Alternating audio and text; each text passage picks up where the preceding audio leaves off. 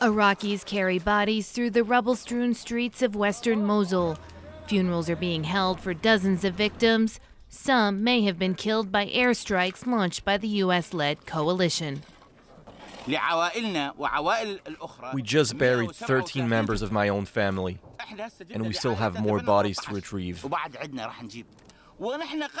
Before the Battle of West Mosul began, Iraqi and American forces assured us that it will be an easy battle.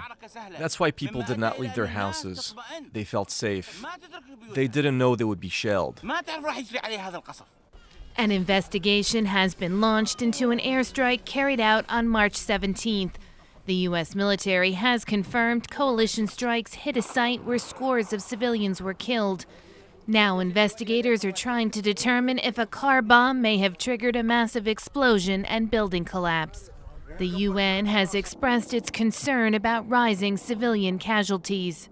Both the Iraqi military forces and the U.S.-led coalition have acknowledged that there was an airstrike and that there are possibly hundreds of casualties. We know that there have been many families that have been impacted by this tragedy and that there are a large number of injured, a large number of deaths. The U.S.-Iraqi coalition is in its 6th month of a campaign to retake Mosul from the Islamic State group.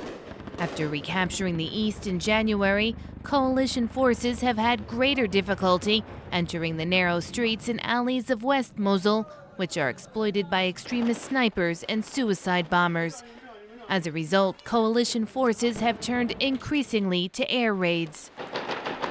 Thousands of civilians are still trapped in Mosul, and Iraqi government forces have temporarily paused their push to recapture the west of the city because of the high rate of civilian casualties.